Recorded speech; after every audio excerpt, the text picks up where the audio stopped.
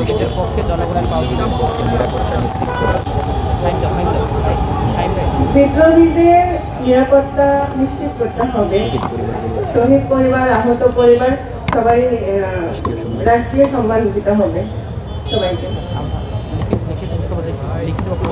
ঘোষণাপত্র তো সাধারণত বিপ্লবীদের নিরাপত্তার জন্যই ঘোষণাপত্র হলে তো বিপ্লবীদের নিরাপত্তাই হয়ে যাবে, সেক্ষেত্রে এর বাইরে আপনারা কোনো কিছু চাচ্ছেন না? আমরা প্রথম থেকেই বলছি যে জুলাই আমার প্রেরণা দিতে হবে ঘোষণা।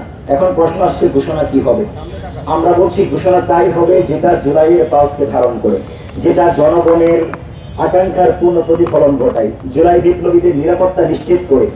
জুলাই আন্দোলনকারীদের আমরা দেখছি পথে ঘাটে তার আক্রমণের শিকার হচ্ছে। এই ধরনের আক্রমণ যেন বাংলার বাড়িতে কখনো না হয়, সেজন্য আমরা জুলাই সনদে সম্পূর্ণ বিপ্লবীদের নিরাপত্তা চাচ্ছি। আহত বন্ধুত্ব বরণকারী এবং শহীদদের রাষ্ট্রীয় সম্মান চাচ্ছি। পাশাপাশি সনদকে জনগণের এবং রাজনৈতিক দলগুলোর ঐক্যমতের ভিত্তিতে একটি জুলাই সনদ হবে, যা সকলের কাছে গ্রহণযোগ্য হবে, বিপ্লবীদের নিরাপত্তা নিশ্চিত করবে এবং জুলাই সনদের পর তফসিল ঘোষণা হবে এবং জনগণের আকাঙ্ক্ষা পূরণ করবে এই জুলাই সনদ। এটাই আমাদের প্রত্যাশা। Thank you.